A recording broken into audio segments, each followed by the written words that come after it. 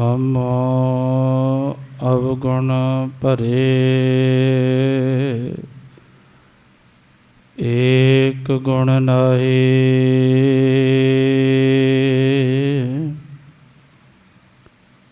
अमृत छाड़ बिखै बिख खाई। माया मोह परम भय भूले। सुत दारा स्यों प्रीत लगाई। एक अरदास पाठ कीरत की। गुरु रामदास रखो सरनाई। एक अरदास पाठ कीरत की। गुरु रामदास रखो सरनाई। परम सत्कारयोग सतगुरु जी की पावन पवित्र मुकद्दस गोद के अंदर विराजमान साध संगत जीओ, सतगुरु जी की अपार बख्शिश रहमत है जो कि असी पावन पवित्र स्थान सोढी सुल्तान धन धन श्री गुरु रामदास महाराज जी पातशाह जी के दरों घरों बख्शिश दात है जिहड़ी यह अस्थान दी, जिन्हां दा नाम भी सतगुरु जी ने अपने नाम दे उत्ते बख्शिश किया है। ते पातशाह जी बाणी दे अंदर ये बख्शिशां करते हैं भी जिहड़ा मनुख जिहड़ा इंसान इस जग तो तरना चाहुंदा है ना, इस संसार विच आया 84 जोनां नूं भोग करके इस अवसर नूं जिहड़ा इंसान सफला बनाउणा चाहुंदा है, कुछ खटना चाहुंदा है, फिर वो अपनी जबान तो आखिया करे धन गुरु रामदास। सारे जाने कृपा करो जी, आखो जी धन गुरु रामदास।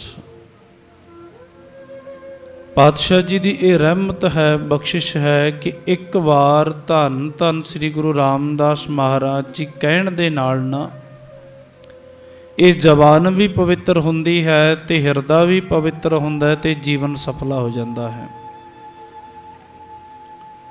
ते सतगुरु जी के घर दीयां वडियाइयां जेकर मनुख करे,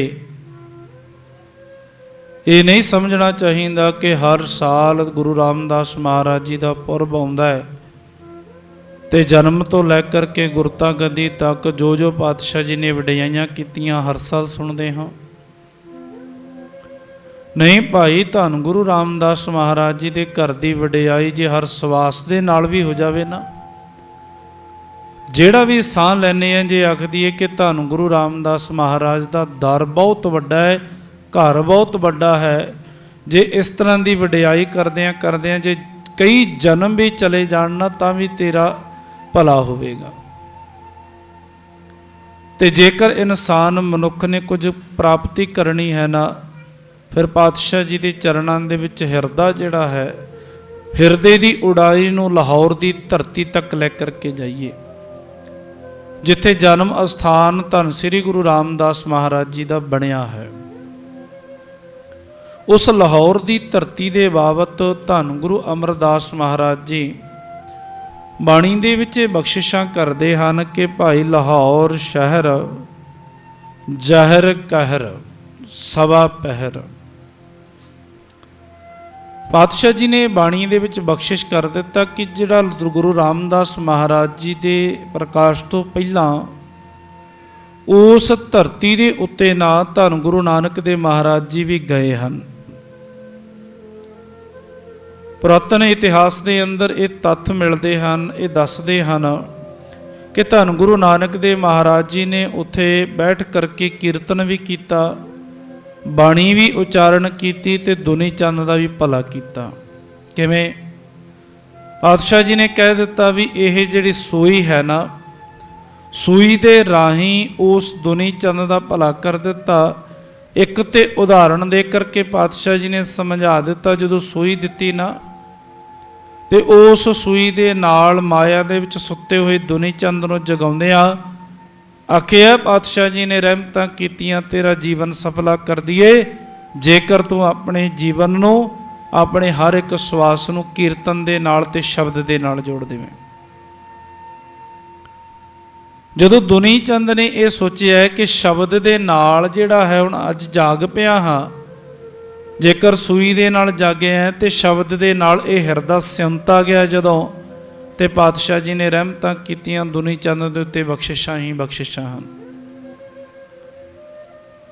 ਸਤਿਗੁਰੂ ਜੀ ਨੇ ਬਖਸ਼ਿਸ਼ ਕੀਤਾ ਹੈ, ਰਹਿਮਤਾਂ ਕੀਤੀਆਂ ਹਨ ਕਿ ਇਤਿਹਾਸ ਦੇ ਅੰਦਰ ਆਉਂਦਾ ਹੈ ਕਿ ਜਦੋਂ ਬਾਬਾ ਫਰੀਦ ਜੀ ਕੋਲੇ ਨਾ ਕੋਈ ਐਸਾ ਮੁਸਾਫਿਰ ਆਇਆ, ਕੋਈ ਫਕੀਰ ਆਉਂਦਾ ਹੈ ਤੇ ਪਾਤਸ਼ਾਹ ਜੀ ਨੂੰ ਨਾ, ਭਗਤ ਫਰੀਦ ਜੀ ਨੂੰ ਉਹਨਾਂ ਨੇ ਭੇਟਾ ਦੇ ਵਿੱਚ ਇੱਕ ਕੈਂਚੀ ਦੇ ਦਿੱਤੀ। ਜਦੋਂ ਕੈਂਚੀ ਦਿੱਤੀ ਨਾ ਤੇ ਕੈਂਚੀ ਦੇ ਕਰਕੇ ਕਹਿਣ ਲੱਗੇ ਵੀ ਤੁਸੀਂ ਇਹ ਕੈਂਚੀ ਸੰਭਾਲ ਲਿਓ। ਤੇ ਬਾਬਾ ਜੀ ਦਾ ਬਚਨ ਸੀ, ਉਹ ਆਖਦੇ ਹਨ ਵੀ ਜੇਕਰ ਕੋਈ ਸੌਗਾਤ ਲੈ ਕਰਕੇ ਆਇਆ ਹੀ ਹੈ ਤੇ ਫਿਰ ਕਹਿਣ ਲੱਗੇ ਸੂਈ ਲੈ ਕਰਕੇ ਆਉਣੀ ਸੀ, ਫਿਰ ਕੈਂਚੀ ਕਿਉਂ ਲੈ ਕੇ ਆਂਦੀ? ਕਾਰਨ ਇਹ ਹੈ ਵੀ ਸੂਈ, ਆਖਦੇ ਹਨ ਵੀ ਸੂਈ ਦੇ ਪਿੱਛੇ ਜੇ ਧਾਗਾ ਪਾ ਕਰਕੇ ਪਰੋ ਦੀਏ ਨਾ ਤਾਂ ਪਾਟਿਆ ਹੋਇਆ ਟੁੱਟਿਆ ਹੋਇਆ ਜੁੜ ਜਾਂਦਾ ਹੈ, ਤੇ ਜੇਕਰ ਕੈਂਚੀ ਨੂੰ ਲੈ ਕਰਕੇ ਵਰਤਿਆ ਜਾਵੇ ਤੇ ਕੈਂਚੀ ਤੇ ਟੁਕੜੇ ਹੀ ਕਰਦੀ ਹੈ। ਇਸੇ ਹੀ ਤਰ੍ਹਾਂ ਉਸ ਲਾਹੌਰ ਦੀ ਧਰਤੀ ਦੇ ਉੱਤੇ ਇੱਕ ਪਵਿੱਤਰ ਘਰ ਹੈ, ਪਵਿੱਤਰ ਦਰ ਹੈ, ਜਿੱਥੇ ਧੰਨ ਗੁਰੂ ਰਾਮਦਾਸ ਮਹਾਰਾਜ ਜੀ ਦਾ ਪ੍ਰਕਾਸ਼ ਹੁੰਦਾ ਹੈ। ਉਸ ਘਰ ਦੇ ਅੰਦਰ ਪਰਿਵਾਰ ਦੇ ਵਿੱਚ ਪਿਤਾ ਹਰਦਾਸ ਜੀ ਤੇ ਮਾਤਾ ਦਇਆ ਜੀ।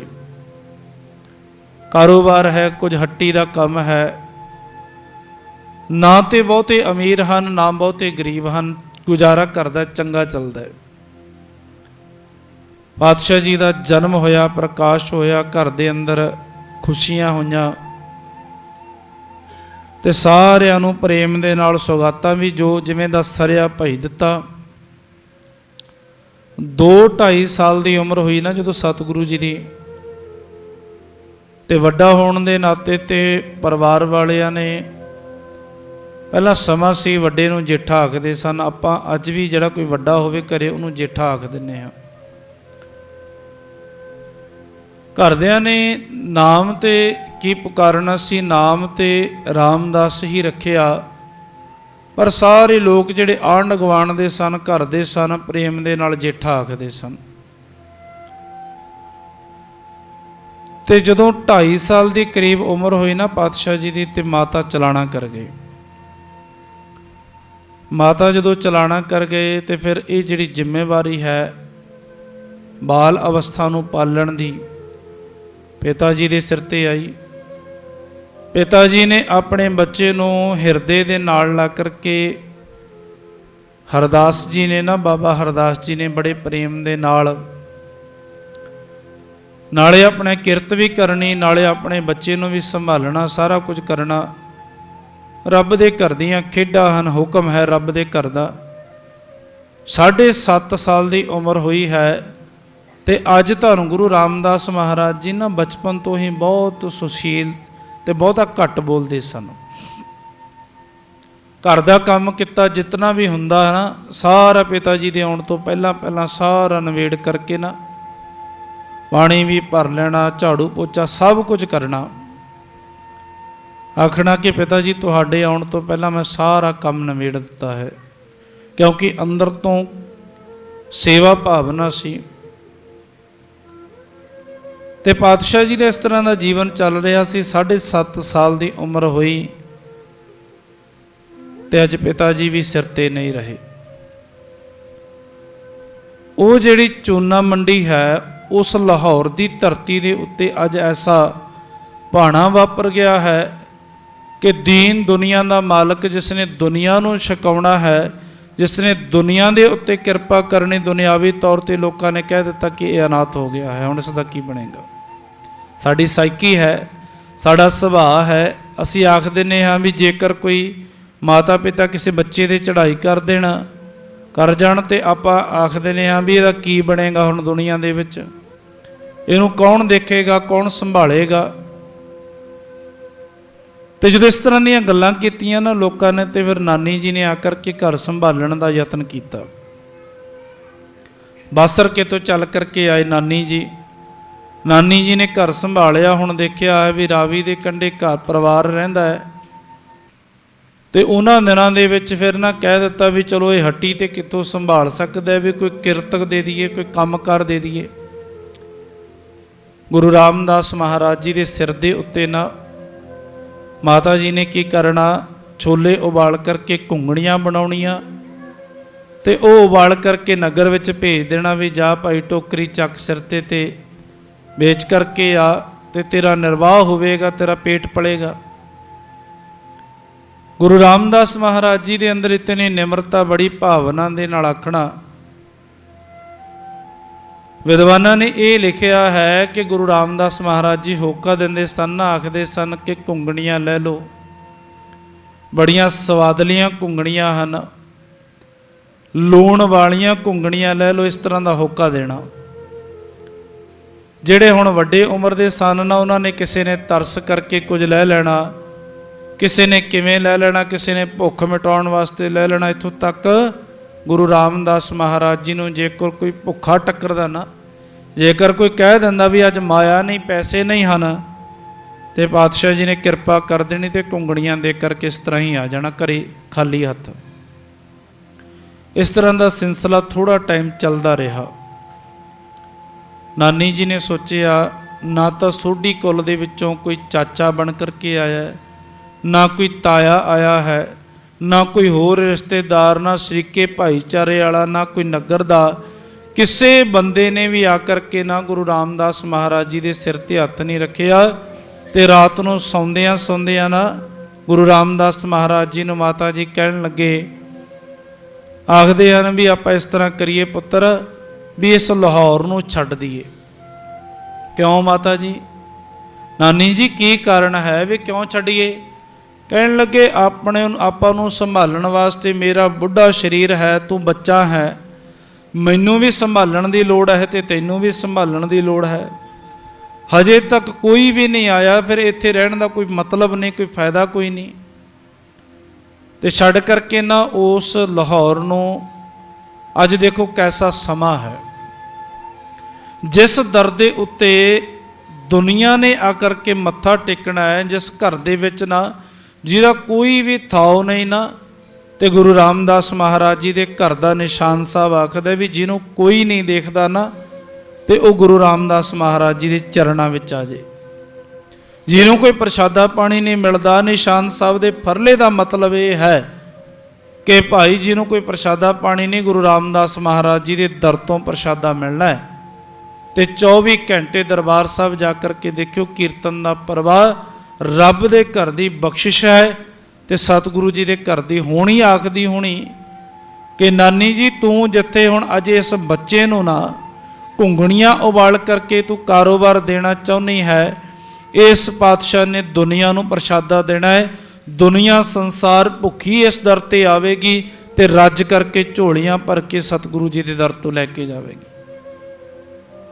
तो इस तरह की जिहड़ी वो होनी है, वो आखदी है कि नानी जी तुसीं उस टाइम रहो चाहे ना रहो, पर दुनिया के अंदर धन गुरु रामदास महाराज जी का बहुत बड़ा नाम होना है। तो वह लाहौर नूं छड्ड करके ना चूना मंडी नूं छड्डिया ते जिंदरा लग गया अज गुरु रामदास महाराज जी के घर। तो बासर के आन करके वसे, तो ये जिहड़ा नगर है बासर के पिंड है, जिहड़ा गुरु अमरदास महाराज जी का नगर है। तो उन्होंने दिनों के विच जिहड़े वडेरे सन ना, सियाणे लोग, सूझवान लोग, वो की करते सन भी जिस घर के अंदर इस तरह का कोई काम हो जाए, कोई वडेरे चढ़ाई कर जान, कोई गरीब है या किस तरह की भी किसी को लोड़ है, तो उन्हों की हैल्प करते सन। इस ही तरह धन गुरु ਅਮਰਦਾਸ ਮਹਾਰਾਜ ਜੀ ਵੀ ਨਾਨੀ ਜੀ ਨੂੰ ਮਿਲਣ ਵਾਸਤੇ ਗਏ, ਦੁੱਖ ਵੰਡਾਇਆ। ਤੇ ਨਾਨੀ ਜੀ ਨੇ ਇੱਕ ਬੇਨਤੀ ਕੀਤੀ, ਕਹਿਣ ਲੱਗੇ ਗੁਰੂ ਅਮਰਦਾਸ ਮਹਾਰਾਜ ਜੀ ਨੂੰ, ਮੇਰਾ ਜਿਹੜਾ ਜੀਵਨ ਹੈ ਨਾ, ਮੈਂ ਤੇ ਕਹਿਣ ਲੱਗੇ ਵੀ ਸੰਸਾਰ ਵਿੱਚ ਮੈਨੂੰ ਸਮਾਂ ਬਹੁਤ ਘੱਟ ਹੈ ਹੁਣ ਮੇਰੇ ਕੋਲੇ, ਮੈਂ ਤੇ ਕੰਧੀ ਤੇ ਰੁਖੜਾ ਹਾਂ, ਮੇਰਾ ਕੀ ਬਣੇਗਾ ਮੈਨੂੰ ਇਸ ਗੱਲ ਦਾ ਪਤਾ ਨਹੀਂ, ਪਰ ਤੁਸੀਂ ਕਿਰਪਾ ਕਰ ਦਿਓ, ਇਸ ਬੱਚੇ ਨੂੰ ਸੰਭਾਲ ਲਿਓ। ਤੇ ਪਾਤਸ਼ਾਹ ਜੀ ਦੇ ਬਚਨ ਸਨ ਵੀ ਤੁਸੀਂ ਨਾ ਇਸ ਨਗਰ ਨੂੰ ਛੱਡ ਕਰਕੇ ਗੋਇੰਦਵਾਲ ਸਾਹਿਬ ਆ ਜਾਓ। ਨਾਨੀ ਜੀ ਤੇ ਧੰਨ ਗੁਰੂ ਰਾਮਦਾਸ ਮਹਾਰਾਜ ਜੀ ਗੋਇੰਦਵਾਲ ਸਾਹਿਬ ਗਏ। ਬਹੁਤ ਲੰਬੇਰਾ ਸਮਾਂ, ਘੱਟ ਤੋਂ ਘੱਟ 20 ਸਾਲ ਧੰਨ ਗੁਰੂ ਰਾਮਦਾਸ ਮਹਾਰਾਜ ਜੀ ਨਾਲ ਗੁਰੂ ਅਮਰਦਾਸ ਮਹਾਰਾਜ ਜੀ ਦੇ ਚਰਨਾਂ ਵਿੱਚ ਸੇਵਾ ਕਰਦੇ ਹਨ। ਸੇਵਾ ਕਰਦਿਆਂ ਸਮਾਂ ਬਤੀਤ ਹੋਇਆ। ਜਿਹੜਾ ਦਿਨਚਰਿਆ ਹੈ, ਕਹਿਣ ਤੋਂ ਭਾਵ ਕਿ ਗੁਰੂ ਰਾਮਦਾਸ ਮਹਾਰਾਜ ਜੀ ਦਾ ਜਿਹੜਾ ਨੇਮ ਹੈ ਨਾ, ਉਹ ਬਹੁਤ ਸੋਹਣਾ ਹੈ। ਅੰਮ੍ਰਿਤ ਵੇਲੇ ਉੱਠਣਾ, ਇਸ਼ਨਾਨ ਪਾਣੀ ਕਰਨਾ ਤੇ ਨਾਮ ਜਪਣਾ। ਨਾਮ ਜਪਦਿਆਂ ਫਿਰ ਨਾ ਨਾਮ ਜਪ ਕਰਕੇ ਫਿਰ ਉਸ ਤੋਂ ਬਾਅਦ ਜਿੱਥੇ ਨਾਮ ਜਪਿਆ ਹੁੰਦਾ ਸੰਗਤ ਨੇ ਉਹ ਤੱਪੜ ਝਾੜਨੇ, ਲੰਗਰ ਦੇ ਵਿੱਚ ਭਾਂਡਿਆਂ ਦੀ ਸੇਵਾ ਕਰਨੀ, ਤੇ ਜਿਹੜਾ ਕੋਈ ਲੋੜਵੰਦ ਹੁੰਦਾ ਉਹਦੀ ਹਰੇਕ ਬੰਦੇ ਦੀ ਹੈਲਪ ਕਰਨੀ। ਕਦੇ ਕਿਸੇ ਨੂੰ ਕੋਈ ਚੀਜ਼ ਲਿਆ ਕਰਕੇ ਦੇਣੀ, ਕਦੇ ਕਿਸੇ ਨੂੰ ਕੁਝ ਲਿਆ ਕਰਕੇ ਦੇਣਾ। ਜਿੰਨੀ ਵੀ ਸੰਗਤ ਗੋਇੰਦਵਾਲ ਸਾਹਿਬ ਆਉਂਦੀ ਤੇ ਸਾਰਿਆਂ ਦੀ ਸੇਵਾ ਕਰਦੇ ਸਨ। ਤੇ ਜਦੋਂ ਇਹ ਸਮਾਂ ਬਚਦਾ ਫਿਰ ਸਮੇਂ ਦੇ ਵਿੱਚੋਂ ਸਮਾਂ ਕੱਢ ਕਰਕੇ ਨਾ ਲੰਗਰ ਦੇ ਵਿੱਚ ਜਾ ਕਰਕੇ ਭਾਂਡੇ ਸਾਫ਼ ਕਰਦੇ ਸਨ। ਗੁਰੂ ਰਾਮਦਾਸ ਮਹਾਰਾਜ ਜੀ ਦਾ ਇਸ ਤਰ੍ਹਾਂ ਦਾ ਸਮਾਂ ਜਿਹੜਾ ਹੈ, ਤਕਰੀਬਨ 20 ਸਾਲ ਇਸ ਤਰ੍ਹਾਂ ਦਾ ਸਮਾਂ ਚੱਲਦਾ ਰਿਹਾ। ਸਮਾਂ ਬਣਿਆ, ਮਾਤਾ ਜੀ ਕਹਿਣ ਲੱਗੇ ਧੰਨ ਗੁਰੂ ਅਮਰਦਾਸ ਮਹਾਰਾਜ ਜੀ ਦੇ ਘਰੋਂ, ਕਹਿਣ ਲੱਗੇ ਵੀ ਤੁਹਾਨੂੰ ਇਸ ਗੱਲ ਦਾ ਇਲਮ ਹੋਣਾ ਚਾਹੀਦਾ, ਜਿਹੜੀ ਆਪਣੀ ਬੇਟੀ ਹੈ ਨਾ, ਆਪਣੀ ਧੀ ਹੈ ਬੀਬੀ ਭਾਨੀ ਜੀ, ਇਹਨਾਂ ਦਾ ਸਮਾਂ ਹੋ ਗਿਆ ਹੈ ਵੀ ਹੁਣ ਇਹ ਵਰ ਦੇ ਯੋਗ ਹਨ, ਕੋਈ ਵਰ ਲੱਭਿਆ ਜਾਵੇ, ਵਿਆਹ ਕਰੀਏ ਆਪਾਂ। ਠੀਕ ਹੈ ਜੀ, ਕਿਸ ਤਰ੍ਹਾਂ ਦਾ ਚਾਹੀਦਾ ਲੜਕਾ? ਆਪਾਂ ਸਲਾਹ ਕਰਦੇ ਹਾਂ। ਜਦੋਂ ਸਲਾਹ ਕਰਨ ਲੱਗੇ ਨਾ, ਤੇ ਉਸ ਟਾਈਮ ਦੇ ਵਿੱਚ ਇਤਿਹਾਸਕਾਰਾਂ ਨੇ ਲਿਖਿਆ ਹੈ ਕਿ ਜਦੋਂ ਆਪਾਂ ਗੋਇੰਦਵਾਲ ਸਾਹਿਬ ਜਾਂਦੇ ਹਾਂ ਨਾ, ਉੱਥੇ ਇੱਕ ਗੁਰੂ ਰਾਮਦਾਸ ਮਹਾਰਾਜ ਜੀ ਦਾ ਖੂਹ ਹੈ, ਤੇ ਉਸ ਖੂਹ ਦੇ ਉੱਤੇ ਬੈਠ ਕਰਕੇ ਨਾ ਸੰਗਤ ਦੀ ਸੇਵਾ ਕਰ ਰਹੇ ਹਨ, ਜਲ ਵਰਤਾ ਰਹੇ ਹਨ, ਪਾਣੀ ਪਿਲਾ ਰਹੇ ਹਨ ਸੰਗਤਾਂ ਨੂੰ। ਮਾਤਾ ਜੀ ਬੜੇ ਪ੍ਰੇਮ ਦੇ ਨਾਲ ਕਹਿਣ ਲੱਗੇ ਵੀ ਆਪਾਂ ਨੂੰ ਨਾ, ਗੁਰੂ ਰਾਮਦਾਸ ਮਹਾਰਾਜ ਜੀ ਵੱਲ ਹੱਥ ਕਰਕੇ ਕਹਿਣ ਲੱਗੇ ਆਪਾਂ ਨੂੰ ਇਸ ਤਰ੍ਹਾਂ ਦਾ ਲੜਕਾ ਚਾਹੀਦਾ ਵੀ ਇਸ ਦੇ ਜੀਵਨ ਦੇ ਅੰਦਰ ਜਦੋਂ ਤੋਂ ਇਹ ਆਪਣੇ ਕੋਲੇ ਆਇਆ ਨਾ, ਮੈਂ ਉਦੋਂ ਤੋਂ ਦੇਖਿਆ ਹੈ, ਨਾ ਤੇ ਬਹੁਤਾ ਕਿਸੇ ਨਾਲ ਗੱਲਬਾਤ ਕਰਦੇ ਹਨ, ਨਾ ਬੋਲਦੇ ਹਨ, ਬਸ ਆਪਣੀ ਜ਼ਬਾਨ ਦੇ ਨਾਲ ਵਾਹਿਗੁਰੂ ਵਾਹਿਗੁਰੂ ਦਾ ਸਿਮਰਨ ਜਪਦੇ ਰਹਿੰਦੇ ਹਨ ਤੇ ਹੱਥੀਂ ਸੇਵਾ ਕਰਦੇ। ਇਤਨਾ ਅੱਛਾ ਕਰੈਕਟਰ, ਇਤਨਾ ਅੱਛਾ ਆਚਰਣ ਹੈ ਇਹਨਾਂ ਦਾ, ਇਤਨਾ ਅੱਛਾ ਸੁਭਾਅ ਹੈ। ਇਸ ਤਰ੍ਹਾਂ ਦਾ ਆਪਾਂ ਨੂੰ ਲੜਕਾ ਚਾਹੀਦਾ ਹੈ। ਤੇ ਗੁਰੂ ਅਮਰਦਾਸ ਮਹਾਰਾਜ ਜੀ ਕੀ ਕਹਿਣ ਲੱਗੇ? ਪਾਤਸ਼ਾਹ ਜੀ ਨੇ ਕੀ ਆਖਿਆ? ਕਹਿਣ ਲੱਗੇ ਵੀ ਇਸ ਤਰ੍ਹਾਂ ਦਾ ਫਿਰ ਇਹੋ ਹੀ ਹੈ, ਜਿਹੜੇ ਤੁਸੀਂ ਗੁਣ ਆਖੇ ਹਨ ਨਾ, ਵੀ ਇਹ ਬਹੁਤ ਚੰਗਾ ਹੈ, ਸੁਭਾਅ ਦਾ, ਨਿਮਰਤਾ ਬੜੀ ਹੈ, ਨਾਮ ਜਪਣ ਵਾਲਾ ਹੈ, ਸਿਮਰਨ ਕਰਨ ਵਾਲਾ ਹੈ, ਆਪਣੀ ਭਾਸ਼ਾ ਵਿੱਚ ਕਹਿ ਦਈਏ ਵੀ ਨੇਮੀ ਹੈ। ਫਿਰ ਇਹ ਗੁਰੂ ਰਾਮਦਾਸ ਮਹਾਰਾਜ ਜੀ ਤੋਂ ਵੱਡਾ ਕੋਈ ਹੋਰ ਸੰਸਾਰ ਵਿੱਚ ਤੁਹਾਨੂੰ ਨਹੀਂ ਮਿਲੇਗਾ। ਸਤ ਵਚਨ ਜੀ, ਬਚਨ ਹੋਇਆ ਤੇ ਬੁਲਾ ਕਰਕੇ ਨਾ ਫਿਰ ਵਿਆਹ ਕਰ ਦਿੱਤਾ। ਵਿਆਹ ਜਦੋਂ ਹੋਇਆ, ਵਿਆਹ ਹੋਣ ਤੋਂ ਬਾਅਦ ਵੀ ਨਾ ਧੰਨ ਗੁਰੂ ਰਾਮਦਾਸ ਮਹਾਰਾਜ ਜੀ ਤੇ ਬੀਬੀ ਭਾਨੀ ਜੀ ਨਾ, ਗੁਰੂ ਰਾਮਦਾਸ ਮਹਾਰਾਜ ਜੀ ਦੇ ਅੰਦਰ ਹੰਕਾਰ ਹਉਮੈ ਨਹੀਂ, ਪਾਤਸ਼ਾਹ ਜੀ ਨੇ ਨਿਮਰਤਾ ਦੇ ਵਿੱਚ ਸੇਵਾ ਕੀਤੀ ਤੇ ਬੀਬੀ ਭਾਨੀ ਜੀ ਨੇ ਵੀ ਬਹੁਤ ਸੇਵਾ ਕੀਤੀ। ਇੱਥੋਂ ਤੱਕ ਧੰਨ ਗੁਰੂ ਅਮਰਦਾਸ ਮਹਾਰਾਜ ਜੀ ਦਾ ਇਸ਼ਨਾਨ ਤੱਕ ਕਰਵਾਉਂਦੇ ਰਹੇ। ਜਦੋਂ ਸੇਵਾ ਕਰਦਿਆਂ ਸਮਾਂ ਹੋਇਆ ਨਾ, ਜਿਹੜੇ ਸ਼ਰੀਕੇ ਭਾਈਚਾਰੇ ਦੇ ਹੁਣ ਸੋਢੀ ਦੇ ਕੁੱਲ ਦੇ ਜਿਹੜੇ ਲੋਕ ਹਨ ਉਹ ਆਏ। ਦੇਖੀਏ ਤਾਂ ਸਹੀ ਵੀ ਹਰਦਾਸ ਦਾ, ਬਾਬਾ ਹਰਦਾਸ ਜੀ ਦਾ ਲੜਕਾ ਹੈ, ਜਿਹੜਾ ਸੁਣਿਆ ਹੈ ਗੁਰੂ ਅਮਰਦਾਸ ਮਹਾਰਾਜ ਜੀ ਨੇ ਉਹਨਾਂ ਦੇ ਘਰ ਉਹਦੇ ਨਾਲ ਆਪਣੀ ਧੀ ਵਿਆਹ ਦਿੱਤੀ ਹੈ। ਦੇਖੀਏ ਤਾਂ ਸਹੀ ਕਿਸ ਤਰ੍ਹਾਂ ਦਾ ਜੀਵਨ ਬਸਰ ਕਰ ਰਹੇ ਹਨ। ਜਦੋਂ ਉਹ ਆਏ ਨਾ, ਤੇ ਧੰਨ ਗੁਰੂ ਰਾਮਦਾਸ ਮਹਾਰਾਜ ਜੀ ਦਾ ਸੁਭਾਅ ਉਸ ਤਰ੍ਹਾਂ ਦਾ ਹੀ ਹੈ। ਅੱਜ ਬੌਲੀ ਦੀ ਸੇਵਾ ਹੋ ਰਹੀ ਹੈ, ਬੌਲੀ ਸਾਹਿਬ ਦੀ, ਤੇ ਸਿਰ ਦੇ ਉੱਤੇ ਟੋਕਰਾ ਚੱਕਿਆ ਤੇ ਟੋਕਰਾ ਚੱਕ ਕਰਕੇ ਨਾ ਵਾਰ-ਵਾਰ ਉਹ ਟੋਕਰੇ ਨੂੰ ਮਿੱਟੀ ਦੇ ਨਾਲ ਭਰਦੇ ਹਨ ਤੇ ਬਾਹਰ ਸਿੱਟ ਕਰਕੇ ਆਉਂਦੇ ਹਨ, ਫਿਰ ਮਿੱਟੀ ਨਾਲ ਭਰਦੇ ਹਨ, ਫਿਰ ਸਿੱਟ ਕੇ ਆਉਂਦੇ ਹਨ। ਚੋਲੇ ਦੇ ਉੱਤੇ ਵੀ ਮਿੱਟੀ ਲੱਗੀ ਹੋਈ ਹੈ, ਸਰੀਰ ਦੇ ਉੱਤੇ ਵੀ ਮਿੱਟੀ ਲੱਗੀ ਹੋਈ ਹੈ ਤੇ ਦਾੜੇ ਦੇ ਉੱਤੇ ਵੀ ਮਿੱਟੀ ਲੱਗੀ ਹੋਈ ਹੈ। ਤੇ ਇਹ ਤੇ ਧੰਨ ਗੁਰੂ ਅਮਰਦਾਸ ਮਹਾਰਾਜ ਜੀ ਦੇ ਘਰ ਦੀਆਂ ਬਰਕਤਾਂ ਤੇ ਬਖਸ਼ਿਸ਼ਾਂ ਹਨ ਰੂਹਾਨੀਅਤ ਦੀਆਂ। ਤੇ ਸਤਿਗੁਰੂ ਜੀ ਨੇ ਜਦੋਂ ਇਸ ਹਾਲ ਦੇ ਵਿੱਚ ਸੋਢੀਆਂ ਨੇ ਦੇਖਿਆ ਨਾ, ਸਭ ਤੋਂ ਪਹਿਲਾਂ ਤਾਂ ਧੰਨ ਗੁਰੂ ਰਾਮਦਾਸ ਮਹਾਰਾਜ ਜੀ ਨੂੰ ਉੱਥੇ ਹੀ ਉਹਨਾਂ ਨੇ ਚੰਗਾ ਮਾੜਾ ਆਖਿਆ, ਪਰ ਪਾਤਸ਼ਾਹ ਜੀ ਨੇ ਸਤਿਕਾਰ ਕੀਤਾ। ਕਹਿਣ ਲੱਗੇ ਚਲੋ ਲੈ ਚਲੋ ਸਾਨੂੰ ਗੁਰੂ ਅਮਰਦਾਸ ਮਹਾਰਾਜ ਜੀ ਦੇ ਚਰਨਾਂ ਵਿੱਚ ਗੁਰੂ ਅਮਰਦਾਸ ਮਹਾਰਾਜ ਜੀ ਨੂੰ ਮਿਲਾਓ, ਅਸੀਂ ਉਹਨਾਂ ਨੂੰ ਲਾਂਭਾ ਦਿੰਦੇ ਹਾਂ ਕਿ ਤੁਸੀਂ ਆਪਣੇ ਦਮਾਦ ਦਾ ਕੀ ਹਾਲ ਕੀਤਾ। ਇਹ ਤੇ ਬੱਚਾ ਸੀ, ਇਸ ਨੂੰ ਸੰਭਾਲਣ ਦੀ ਬਜਾਏ ਤੁਸੀਂ ਕੰਮ ਕਰਾਉਂਦੇ ਰਹੇ, ਹੁਣ ਤੱਕ ਇਤਨਾ ਕੰਮ ਕਰਵਾਇਆ ਹੈ ਤੇ ਹੁਣ ਤੁਹਾਡੇ ਘਰ ਦਾ ਇਹ ਦਮਾਦ ਬਣ ਗਿਆ ਤੇ ਹੁਣ ਵੀ ਤੁਸੀਂ ਇਹਨਾਂ ਤੋਂ ਮਿੱਟੀ ਢਵਾ ਰਹੇ ਹੋ ਨੌਕਰ ਬਣਾ ਕਰਕੇ। ਗੁਰੂ ਅਮਰਦਾਸ ਮਹਾਰਾਜ ਜੀ ਚੁੱਪ ਹਨ, ਬੋਲੇ ਕੁਝ ਨਹੀਂ। ਇੱਕ ਬਜ਼ੁਰਗ ਨੇ ਤੇ ਬਹੁਤ ਵੱਡੀ ਗੱਲ ਕਹਿ ਦਿੱਤੀ। ਉਹ ਸ਼ਬਦ ਆਖਦੇ ਆ, ਵਿਚਾਰ ਕਰਦੇ ਆ ਨਾ, ਮਨੁੱਖ ਦੀ ਜ਼ਬਾਨ ਕੰਬਦੀ ਹੈ। ਉਹ ਕਹਿਣ ਲੱਗਿਆ ਇਸ ਦੀ ਮਾਂ ਚਲੀ ਗਈ ਸੰਸਾਰ ਤੋਂ, ਇਸ ਦਾ ਪਿਓ ਚਲਾ ਗਿਆ, ਇਹ ਸੰਸਾਰ ਵਿੱਚ ਕਿਉਂ ਰਿਹਾ, ਇਸ ਨੇ ਵੀ ਇਸ ਸੰਸਾਰ ਤੋਂ ਚਲੇ ਜਾਣਾ ਸੀ। ਸਾਡੀ ਜਿਹੜੇ ਸੋਢੀ ਕੁੱਲ ਦੇ ਅਸੀਂ ਲੋਕ ਹਾਂ ਨਾ, ਸਾਡੀ ਇਹਨਾਂ ਨੇ ਹੇਠੀ ਕਰਵਾ ਦਿੱਤੀ ਹੈ, ਸਾਡਾ ਨਿਰਾਦਰ ਕਰਵਾ ਦਿੱਤਾ। ਤੇ ਧੰਨ ਗੁਰੂ ਅਮਰਦਾਸ ਮਹਾਰਾਜ ਜੀ ਹਜੇ ਬੋਲੇ ਨਹੀਂ। ਇਤਨਾ ਜਦੋਂ ਬਚਨ ਆਖਿਆ ਤੇ ਗੁਰੂ ਰਾਮਦਾਸ ਮਹਾਰਾਜ ਜੀ ਚਰਨਾਂ ਵਿੱਚ ਢਹਿ ਪਏ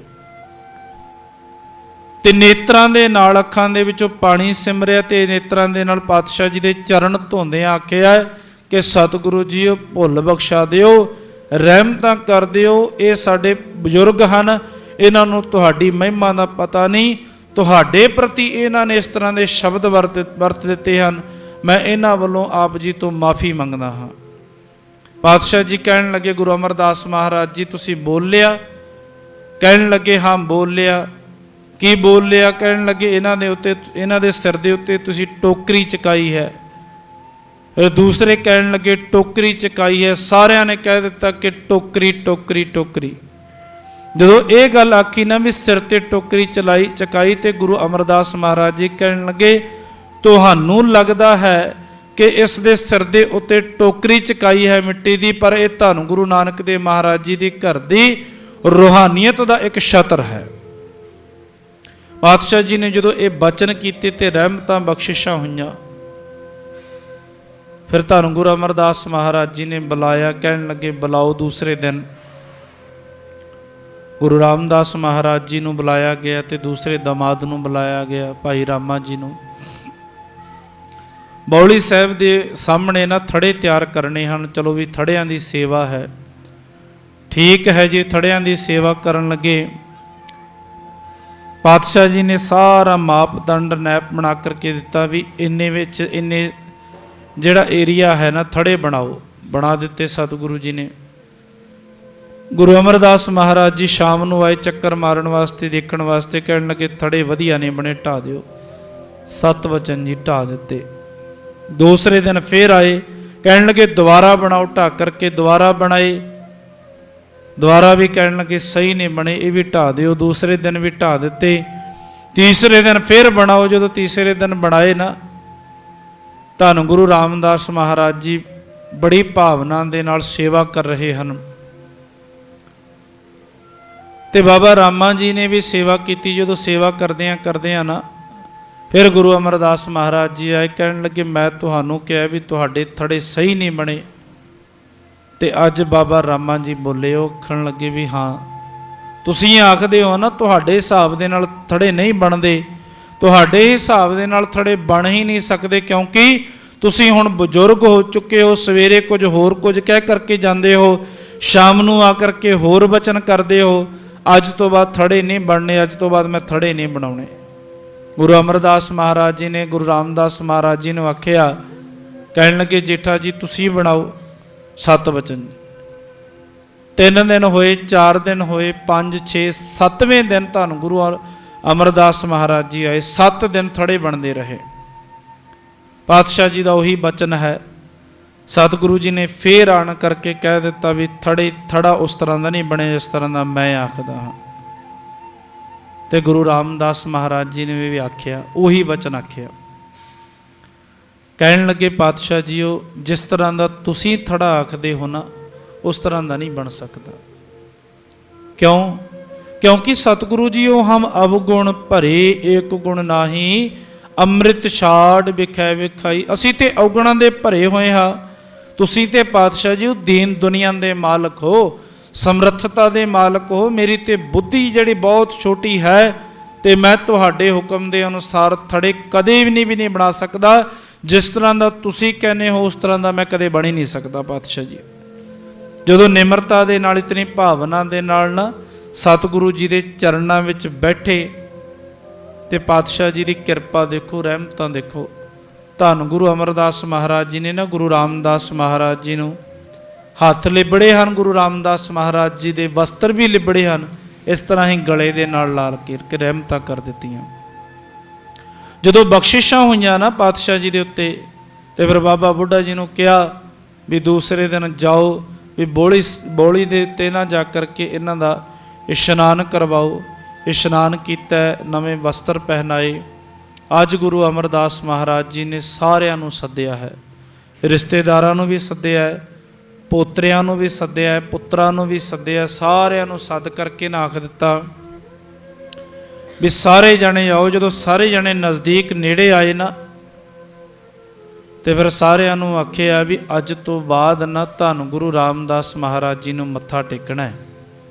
अज तो बाद जिहड़ी गुरता गद्दी है उसका मालक गुरु रामदास महाराज जी होणगे। जदों गुरु रामदास महाराज जी ते बख्शिशां होईयां, रहमतां होईयां, ते धन गुरु रामदास महाराज जी ने समुची कायनात दे उत्ते बख्शिशां कीतियां। बड़ियां रहमतां हन। अज गुरु रामदास महाराज जी के प्रकाश पुरब दे उत्ते दुनिया संसार जगत दे विच बहुत ऐसे थावां दे उत्ते गुरु रामदास महाराज जी के नाम ते पातशाह जी की बाणी के विख्यान हो रहे हैं, बाणी के कीर्तन हो रहे हैं, जाप रखे जा रहे हैं। बड़ियां थावां ते बड़ी किरपा है। साढ़े ते भी सतगुरु जी ने रहमतां कीतियां हन। असीं भी बड़ी निमरता दे नाल पातशाह जी के चरणों में जुड़े हाँ। असीं इक्को ही अरदास करिए कि धन गुरु रामदास महाराज जीओ किरपा कर दिओ, बहुत जन्म विछुरे थे माधव, इहो जन्म तुम्हारे लिखे, कह रविदास आस लग जीवो, चिर भयो दर्शन देखे। असीं पातशाह जी के चरणों में आखीए कि सतगुरु जीओ रहमतां कर दिओ, धन गुरु रामदास महाराज जीओ साडे हिरदे दे विच भी तुसीं वस करके रहमत करके ये साडे ते किरपा कर दिओ। असीं भी आख सकीए कि धन धन गुरु रामदास जिन सिरिया तिने सवारिया। पातशाह जी के चरणों में अरदास करिए। सारे जाणिया ने एक बेनती करनी है सतगुरु जी के चरणों में कि सतगुरु जी वो रहमतां करियो। सारिया ने हाजरियां लवाउणियां हन, शब्द है धारणा के राही पढ़ना है, फिर आनंद साहिब, फिर उस तो बाद समाप्ति है जी। आप जी सारे जाने किरपा करो जी। आखो जी विसर नाहीं दातार, विसर नाहीं दातार,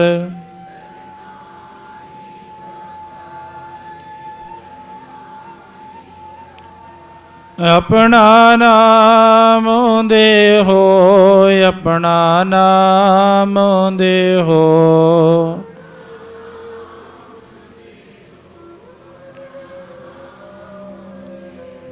गुण गावां दिन रात, गुण गावां दिन रात,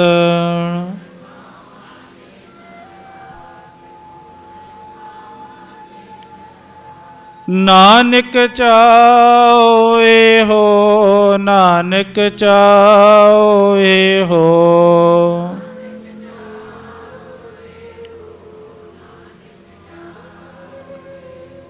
नानक चाओ ए हो, नानक चाओ ए हो,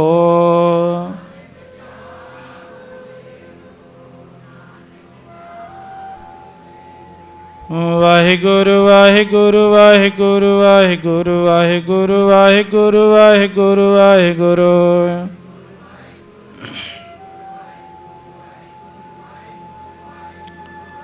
ਵਾਹਿਗੁਰੂ ਵਾਹਿਗੁਰੂ ਵਾਹਿਗੁਰੂ ਵਾਹਿਗੁਰੂ ਵਾਹਿਗੁਰੂ ਵਾਹਿਗੁਰੂ ਵਾਹਿਗੁਰੂ ਵਾਹਿਗੁਰੂ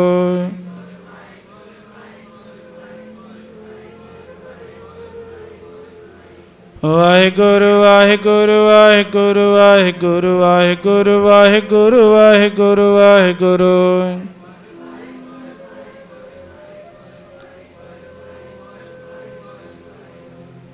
ਆਪ ਜੀ ਸਮੂਹ ਸਾਧ ਸੰਗਤ ਬੜੇ ਪ੍ਰੇਮ ਦੇ ਨਾਲ ਜੁੜੇ ਹੋ। ਸਤਿਗੁਰੂ ਜੀ ਸਭਨਾਂ ਦੀਆਂ ਸੇਵਾਵਾਂ ਅੰਦਰ ਤੇ ਪ੍ਰਵਾਨ ਕਰਨ ਜੀ। ਬੇਅੰਤ ਭੁੱਲਾਂ ਦੀ ਖਿਮਾ। ਵਾਹਿਗੁਰੂ ਜੀ ਕਾ ਖਾਲਸਾ ਵਾਹਿਗੁਰੂ ਜੀ ਕੀ ਫਤਿਹ।